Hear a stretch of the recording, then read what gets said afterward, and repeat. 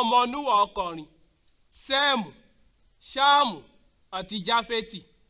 Wọ́n bí àwọn ọmọ ẹ̀yìn ikú omi.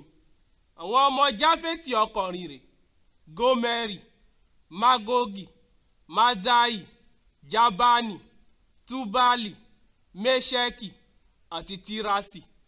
Àwọn ọmọ Gómẹ́rì ọkùnrin rẹ̀ Aṣikenasi, Rífátì àti Tógámà.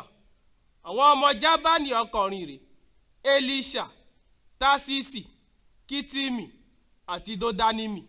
Àwọn ọmọ wọn lọ pínra wọn sí àwọn ẹ̀gbẹ́ òkun. Wọ́n pínra wọn sí àwọn orílẹ̀-èdè wọn, oníkálùkù pẹ̀lú èdè rẹ̀ àti ẹ̀yà wọn. Àwọn ọmọ Ṣáàmù ọkùnrin rẹ̀ Kúṣì, Mítísíráìmù, Pútì àti Kénáánì. Àwọn ọmọ Kúṣì ọkùnrin rẹ̀ Ṣébà, Áfílà, Sábítà, Ráìmà àti Sábítékà.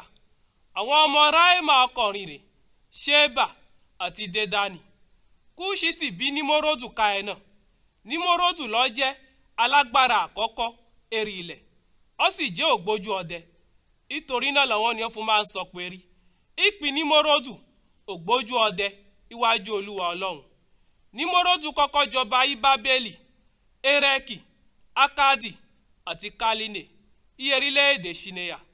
Ó ti orílẹ̀-èdè náà ó lọ ilẹ̀ Asiria, á sì tẹ ìlú Nínífì, Rehoboti Iri, Káàlà àti Rẹ́sẹ́nì dó. Rẹ́sẹ́nì sì jẹ́ ìlú lílá àárín ìlú Nínífì àti Káàlà. Mítísíráìmù ni baba ńlá àwọn Lúdímù, àwọn Anamimu, àwọn Leabimu, àwọn Nafituimu, àwọn Paturusimu àti àwọn Kasiluimu.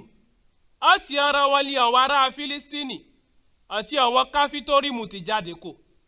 Kénáánì bí Sídónì, yóò Jákọ́bì rẹ̀, àti Étì, yóò jẹ́ baba ńlá àwọn ará Jébúsì, àwọn ará Amórì, àwọn ará Gírígásì, àwọn ará Éfì, àwọn ará Ákì, àwọn ará Síìnì, àwọn ará Áfádì, àwọn ará Sémárì àti àwọn ará Amásì.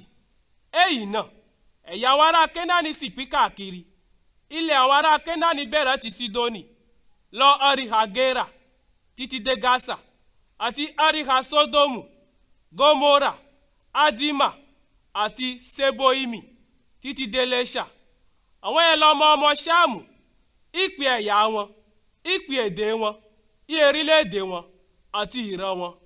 Ṣéèmù Káínà yóò jẹ́gbọ́n Jáfẹ́tì bí àwọn ọmọkùnrin.